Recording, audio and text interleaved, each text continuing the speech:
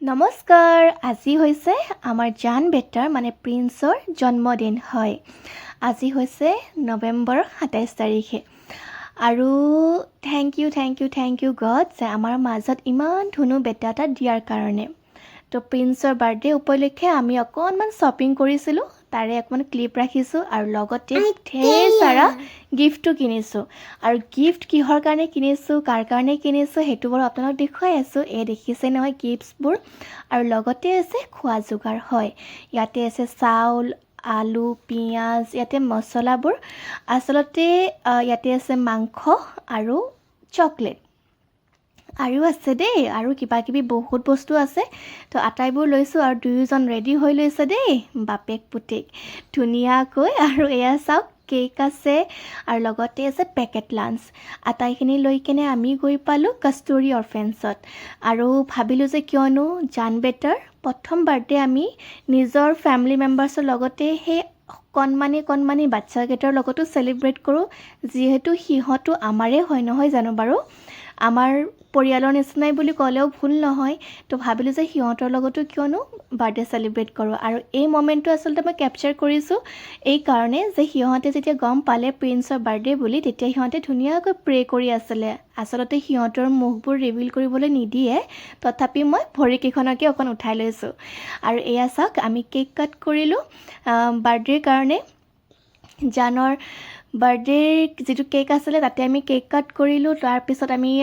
সিহঁতৰ কাৰণে যি গিফ্ট লৈ গৈছিলোঁ গিফ্ট দিলোঁ পেকেট লাঞ্চ দিলোঁ আৰু লগতে চাহো খালোঁ দেই ইয়াতে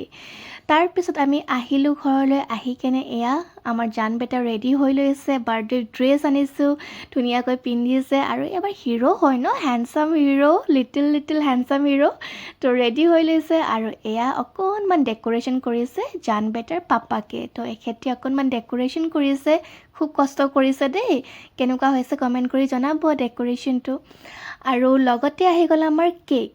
এয়া চাওক যিহেতু আমাৰ ল'ৰা প্ৰিন্স হয় তো কেকোতো প্ৰিন্সৰ দৰে হ'ব তো প্ৰিন্স থিম কেক আছিলে আৰু এয়া জান বেটা মোৰ আম্মা মানে সি মাই বুলি মাতে বাৰু তো আম্মাৰ কোলাত আছে আৰু এয়া জান বেটা এতিয়া আহি আছে কেক কাট কৰিব হয় এতিয়া টাইম হৈ গ'ল কেক কাটিঙৰ সেইকাৰণে ৱেলকাম জনাইছে দেই প্ৰিন্সক ফুলেৰে ধুনীয়াকৈ আৰু সি খুব ভাল পাইছে পূৰা এক্সাইটেড হৈ গৈছিলে আৰু লগতে কেক কাটিং হৈ আছে আমি কেক কাট কৰি আছোঁ জান বেটাৰ আৰু বেচেৰা সিটো একো গমেই পোৱা নাই যে কি হৈছে কি হোৱা নাই অকণমান ডাঙৰ হ'লে গম পাব আৰু আপোনালোকে এই ভিডিঅ'টোৰ জৰিয়তে আমাৰ জান বেটাক মানে প্ৰিন্সক আশীৰ্বাদ আৰু মৰম দিবলৈ নাপাহৰিব দেই আৰু লগতে এয়া চাওক আমাৰ ফালৰ পৰা মা পাপাৰ ফালৰ পৰা জান বেটাৰ কাৰণে এটা সৰু উপহাৰ জান তোমাৰ কথাই কৈছোঁ এয়া সৰু উপহাৰ এটা আৰু মামাৰ ফালৰ পৰাও এটা সৰু উপহাৰ আৰু লগতে মোৰ জান বেটাই কথা কৈ আছে দেই আৰু এয়া চাওক সৰু কণমানিকেইটাকো কেক খুৱাই দিছোঁ যিহেতু সিহঁতে খুব ভাল পায় এনেকুৱা অকেজনবোৰ আৰু এয়া হৈছে আমাৰ চায়ান আৰু মোৰ মা সকলোৱে চিনিয়ে পাই চাগে আগৰ ভিডিঅ' যদি চাইছে তেনেহ'লে দেখিছে আগৰ ভিডিঅ'টো আছে মোৰ মা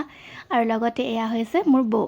আৰু এতিয়া আমি প্ৰিপাৰেশ্যন কৰিছোঁ নাস্তা যিহেতু পাৰ্টি আমাৰ বাৰ্থডে পাৰ্টি যি নাস্তা আমি এৰেঞ্জ কৰিছিলোঁ সেই আটাইবোৰ এতিয়া আমি দিলোঁ চবে খালোঁ এনজয় কৰিলোঁ আৰু লগতে এতিয়া কটি ৰাতকোতো আইনেহি চাগে স্ত্ৰীৰ যিটো ছং আছে সেইটো মোৰ জানৰ খুব ফেভৰেট হয় তো সেইটো লগাই কিনে দিছে আৰু বাচ্ছা পাৰ্টিবিলাকে ইমান এনজয় কৰিছে আৰু তাৰপিছতে আহি পালে জোনাব আৰু জোনাবে দোৱা কৰিলে আমাৰ জান বেটাৰ কাৰণে তাৰপিছত মোৰ দাদাও আহি পালে তো সকলোৱে মিলি ৰাতি এসাঁজ খালোঁ আৰু খুব এনজয় কৰিলোঁ মোৰ জান বেটাৰ ফাৰ্ষ্ট বাৰ্থডে আৰু গড ব্লেছ